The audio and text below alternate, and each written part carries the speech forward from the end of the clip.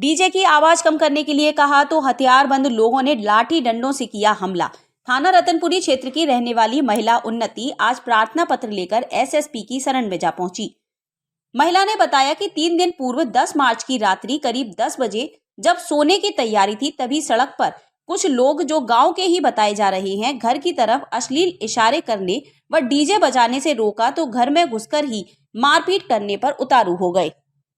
हमारे यहाँ से हरिजनों की घुड़चड़ी निकल गई थी और उसमें कुछ राजपूत के लड़के भी थे, तो और हमारे इधर एक डेथ हो रखी थी, जवान डेथ थी। तो हमारे घर के एक सदस्य ने कहा कि भाई ये डीजे वगैरह बंद कर लो या इसकी आवाज़ कम कर लो।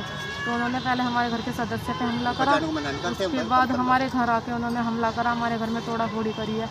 हम में भी डंडे वगैरह बजा रहे थे, डंडे ले रखे थे, फावड़े हथियार वगैरह ले रखे थे उन सब लड़कों ने, काफ़ी सारे लड़के थे वो। फिर क्या हुआ? बस अब हमें उनसे यही खतरा है कि वो हमारी जान भी ले सकते हैं। करीब तमंचे वगैरह भी ले रखे थे उन्होंने। इसकी शिकायत आपने पुलिस को की? हाँ जी, हमने 112 पे करी थी कॉल और हम वहाँ गए भी थे थाने में, पर वहाँ से हमारी कोई कार्रवाई नहीं हुई। अभी आप एसएसपी साहब से मिले, क्या आश्वासन दिया? बस उन्होंने भी यही बोला है कि करेंगे आपकी कार्रवाई। आज नगर के पचेंडा रोड स्थित प्लेटिनम रिजॉर्ट में भाजपा और रालोद का संयुक्त सम्मेलन हुआ। इस कार्यक्रम में मुजफ्फरनगर और बिजनौर लोकसभा सीट के संयुक्त प्रत्याशी के समर्थन में दोनों दलों के पदाधिकारी व कार्यकर्ता सम्मिलित हुए। केंद्रीय मंत्री डॉक्टर संजीव बालियान ने प्रधानमंत्री मोदी की तारीफ करते हुए कहा कि भाजपा गठबंधन प्रत्याशियों का जीतना तय है। इसी के साथ उन्होंने कहा कि लोकसभा चुनाव में हमें जीत के आंकड़ों को ऊंचाई पर ले जाकर 400 के पार पहुंचाना है। बिजनौर से रालोद प्रत्याशी और एनडीए के संयुक्त प्रत्याशी चंदन सिंह चौहान ने कहा कि विकास के मुख्य धारा में शामिल होने के लिए दोनों जिलों के नागरिक तैयार हैं। 11 वर्ष पूर्व हुए मुजफ्फरनगर दंगे में गांव के सोरम में हुए मुकदमे की पेशी पर मुजफ्फरनगर कोर्ट पहुंचे बुड़ाना के पूर्व विधायक उमेश मलिक मीडिया से रूबरू होते हुए बोले, तत्कालीन सपा सरकार ने हमारे ऊपर फर्जी मुकदमे कर दिए, जबकि उस समय हम वहां थे ही नहीं।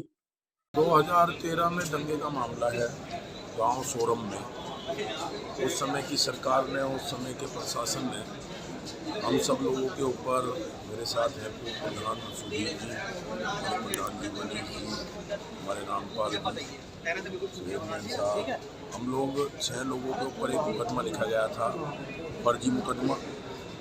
बल्कि आश्चर्य की बात यह है कि पुलिस की रिपोर्ट में तलवार और डॉक्टर की रिपोर्ट में आया डंडा।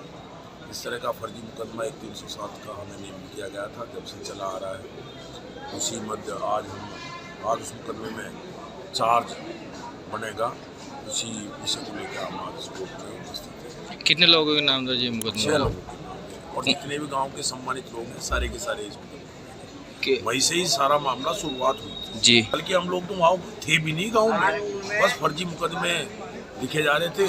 उसी परिप्रेक्ष्य में हमको भी सारा फर्जी मुकदमा लिखा गया। तो किस तरह से देखते हैं मुकदमे को, क्या प्रोसीजर अब क्या है? उस समय तो पता नहीं कितने हजारों की तादाद में 18-28 वर्ष की आयु के नौजवान लड़कों पर मुकदमे लगा दिए, माताओं बहनों पर मुकदमे लगा दिए, बुजुर्गों पर मुकदमे लगा दिए। एक तरफा मुकदमे लगा के ऐसी स्थिति पूरे जनपद में भयावह स्थिति बना रखी थी। उसी का तो परिणाम है कि आज प्रदेश में और देश में सब बीजेपी की सरकार है।